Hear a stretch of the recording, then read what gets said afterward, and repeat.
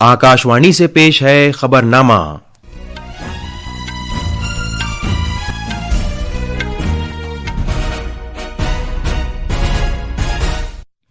आदाब। खबरनामे के साथ मैं जमीर रजवी। सबसे पहले इस वक्त की सुर्खियां।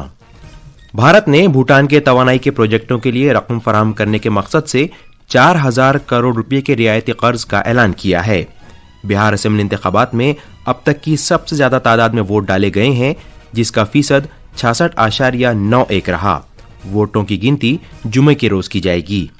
वजीर दाखिला अमित शाह ने कहा है कि दिल्ली धमाके का मंसूबा तैयार करने वालों को तफ्तीशी एजेंसियों के मुकम्मल अताब का सामना करना पड़ेगा। सदर जमहूरियत द्रौपदी मुर्मू गैबरोन में बोत्सवाना के सदर दोमा बुको के साथ दो तरफा बातचीत करेंगी।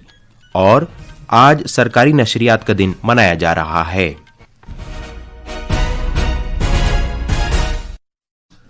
अब खबरें तफसील से।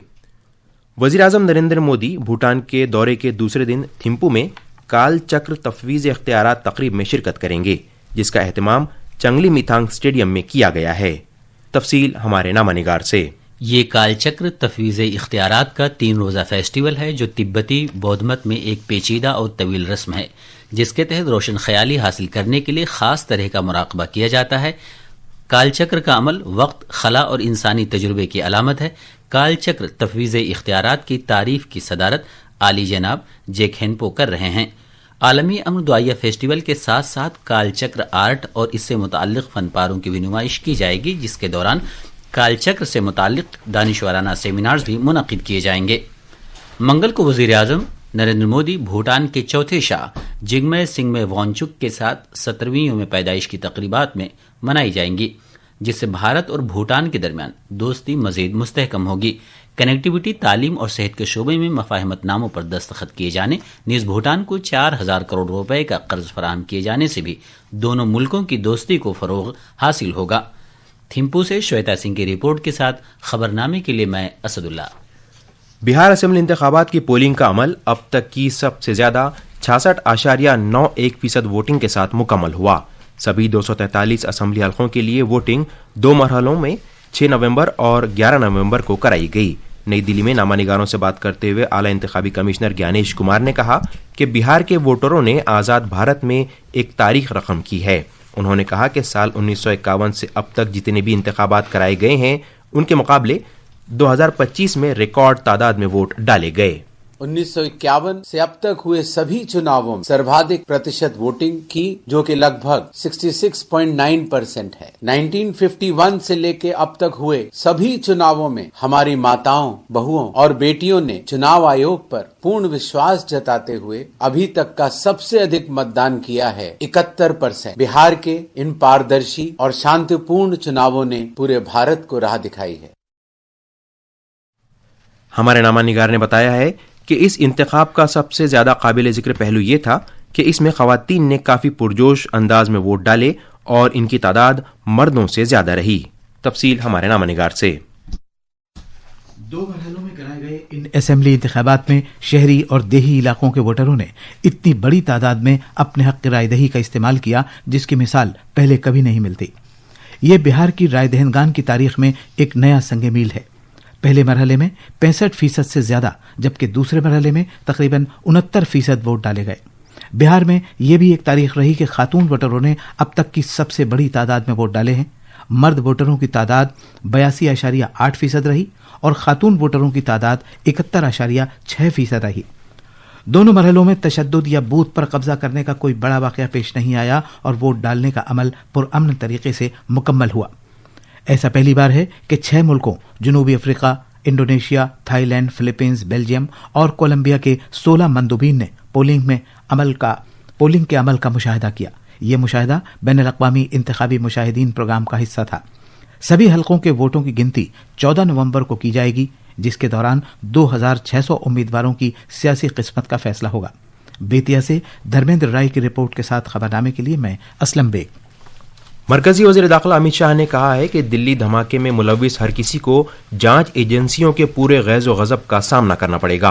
कौमी राजधानी में लाल किले के नज़दीक पीर की शाम हुए कार धमाके के बाद वज़ीर दाखिला ने کل نئی دلی میں سینئر افسران کے ساتھ اعلیٰ سطحی جائزہ میٹنگوں کی صدارت کی۔ اس دوران انہوں نے افسران کو ہدایت دی کہ وہ دلی دھماکہ واقعے میں شامل ہر کسی کو ڈھونڈ نکالیں۔ اس دوران وزارت داخلہ نے واقعے کی تحقیقات قومی جانچ ایجنسی NIA کے سپرد کر دی۔ دلی پولیس نے غیر قانونی سرگرمیوں کی روک تھام سے متعلق قانون UAPA، دھماکہ خیز مواد سے متعلق قانون اور بھارتی نیائے سنہتا کے مختلف دفعات کے تحت کیس درج کیا ہے۔ اس دوران دلی میٹرو ریل کارپوریشن DMRC نے اطلاع دی ہے کہ سیکیورٹی وجوہات کی بنا پر لال قلعہ میٹرو اسٹیشن بند رہے گا۔ DMRC نے بتایا کہ دوسرے سبھی اسٹیشن معمول کے مطابق کام کر رہے ہیں، وہیں لال قلعہ کل تک سیاحوں کے لیے بند رہے گا۔ سیکیورٹی ایجنسیوں نے دلی NCR اور پلوامہ کے مختلف مقامات پر چھاپے ماری کے دوران بڑی تعداد میں دھماکہ خیز مادہ برآمد کیا ہے۔ ذرائع نے بتایا کہ ہریانہ کے فرید آباد میں 9 اور 10 نومبر کو مارے گئے چھاپوں کے دوران ایجنسیوں نے ڈیٹونیٹرز، ٹائمرز اور بم بنانے والے سامان سمیت 3000 کلو گرام دھماکہ خیز مادہ برآمد کیا اور اسے ضبط کیا۔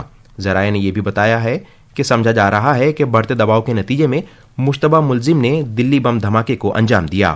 ذرائع نے یہ بھی کہا ہے کہ پورے بھارت میں چوکسی اور مشتبہ ماڈیولز پر تال میل بھرے انداز میں کریک ڈاؤن کے نتیجے میں بڑا حملہ ٹل گیا۔ قومی راجدھانی میں سلامتی کی موجودہ صورتحال کے مد نظر دلی ہوائی اڈے پر حفاظتی انتظامات میں اضافہ کر دیا گیا ہے، جس کے نتیجے میں سیکیورٹی جانچ میں معمول سے زیادہ وقت لگ رہا ہے۔ دلی انٹرنیشنل ایئرپورٹ لمیٹڈ DIAL کی جانب سے مسافروں کے لیے جاری کی گئی ایڈوائزری میں کہا گیا ہے کہ مسافر اس کے مطابق اپنے سفر کو ترتیب دیں اور آخری لمحات کی مشکلات سے بچنے کے لیے وقت سے پہلے ہوائی اڈہ پہنچیں۔ DIAL نے مسافروں کو یقین دہانی کرائی ہے کہ سبھی کے لیے مشکلات کو کم کرنے اور آسان اور محفوظ سفری تجربے کو یقینی بنانے کے لیے سبھی ٹیمیں اور شراکت دار سیکیورٹی ایجنسیوں کے ساتھ قریبی تال میل سے کام کر رہے ہیں۔ یہ خبرنامہ آکاش وانی سے نشر کیا جا رہا ہے۔ صدر جمہوریہ دروپدی مرمو آج گیبورون میں بوتسوانا کے صدر ڈوما بوکو کے ساتھ دو طرفہ بات چیت کریں گی۔ وہ تجارت و سرمایہ کاری، ٹیکنالوجی، توانائی، زراعت، صحت، دواسازی، دفاع اور عوام سے عوام کے درمیان رشتوں جیسے میدانوں میں دو طرفہ تعاون میں اضافہ کرنے پر بات چیت کریں گی۔ بات چیت میں ان میدانوں میں موجود نئے موقع تلاش کرنے پر خاص توجہ دی جائے گی۔ پیش ہے ایک رپورٹ۔ بھارت بوتسوانا کے درمیان رشتے مشترک جمہوری اقدار، باہمی احترام اور بہت سے میدانوں میں قریبی تعاون کے ہیں۔ صلاحیت سازی اس اشتراک کا سب سے مضبوط ستون رہی ہے۔ پچھلے 10 سال میں بوتسوانا کے تقریباً 750 پیشہ ور افراد، طلباء، سول حکام اور دفاعی عملے کو بھارت میں تربیت دی گئی ہے۔ تجارتی تعلقات پر ہیرے اور جواہرات کے شعبے کا غلبہ رہا ہے۔ اب بھارت دیگر شعبوں میں بھی تنوع لانے کے بارے میں سوچ رہا ہے۔ بوتسوانا کے 2036 کے ویژن دستاویزات کا مقصد ہی اپنی معیشت میں تنوع لانا ہے تاکہ یہ ایک زیادہ آمدنی والا سماج بن جائے۔ اس کی وجہ سے حفظان صحت، کانکنی، ڈیجیٹل بینکنگ، طبی سیاحت اور دیگر شعبوں میں اشتراک کے مواقع پیدا ہوں گے۔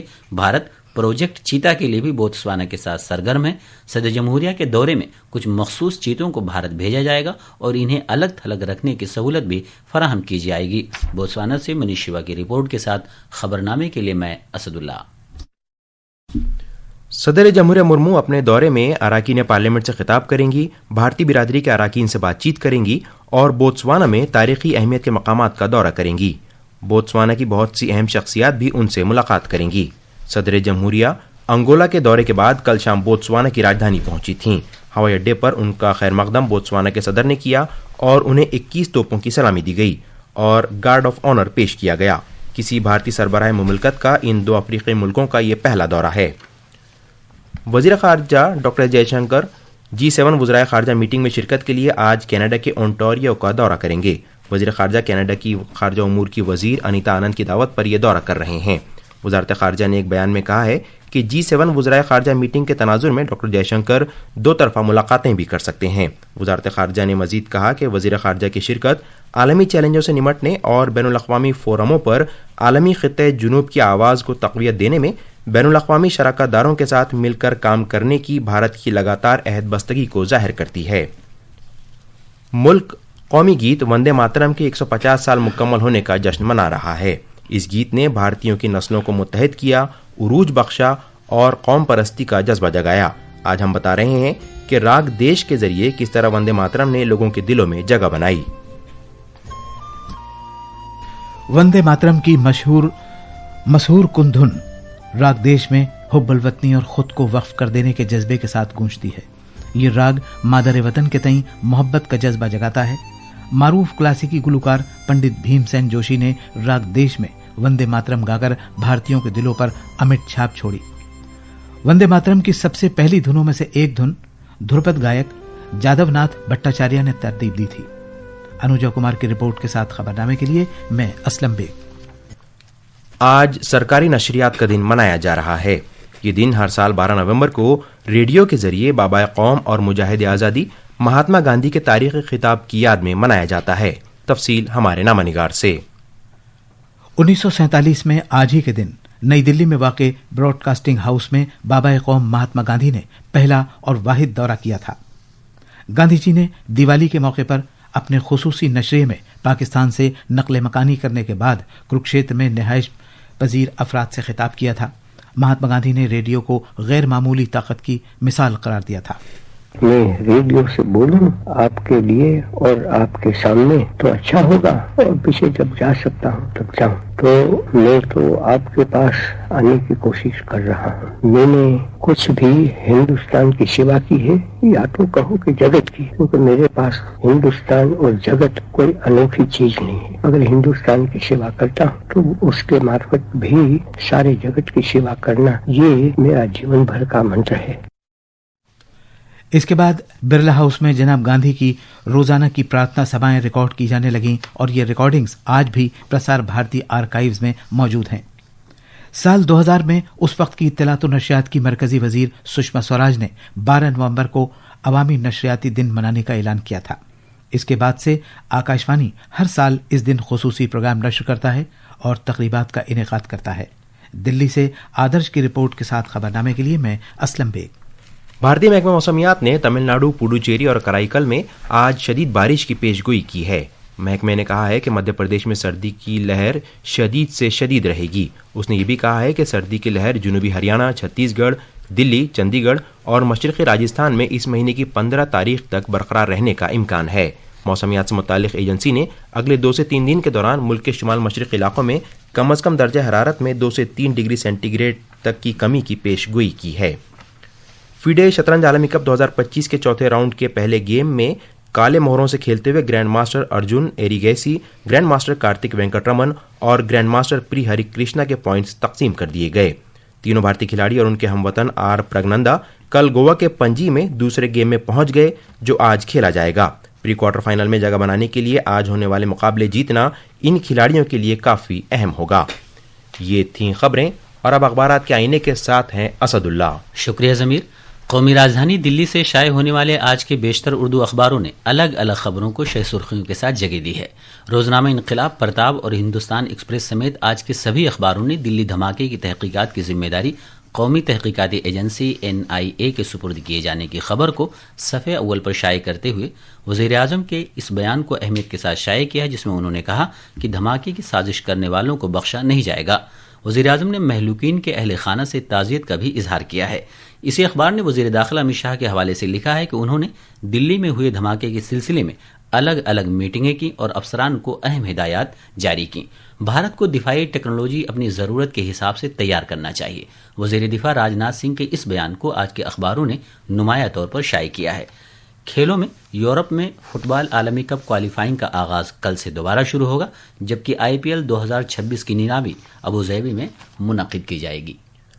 اور آخر میں خاص خبریں ایک بار پھر۔ بھارت نے بھوٹان کے توانائی کے پروجیکٹوں کے لیے رقم فراہم کرنے کے مقصد سے 4000 کروڑ روپے کے رعایتی قرض کا اعلان کیا ہے۔ بہار اسمبلی انتخابات میں اب تک کی سب سے زیادہ تعداد میں ووٹ ڈالے گئے ہیں، جس کا فیصد 66.91 رہا۔ ووٹوں کی گنتی جمعے کے روز کی جائے گی۔ وزیر داخلہ امت شاہ نے کہا ہے کہ دلی دھماکے کا منصوبہ تیار کرنے والوں کو تفتیشی ایجنسیوں کے مکمل عتاب کا سامنا کرنا پڑے گا۔ صدر جمہوریہ دروپدی مرمو گیبرون میں بوتسوانا کے صدر دوما بوکو کے ساتھ 2 طرفہ بات چیت کریں گی۔ اور آج سرکاری نشریات کا دن منایا جا رہا ہے۔ اس کے ساتھ ہی آکاشوانی سے خبرنامہ ختم ہوا۔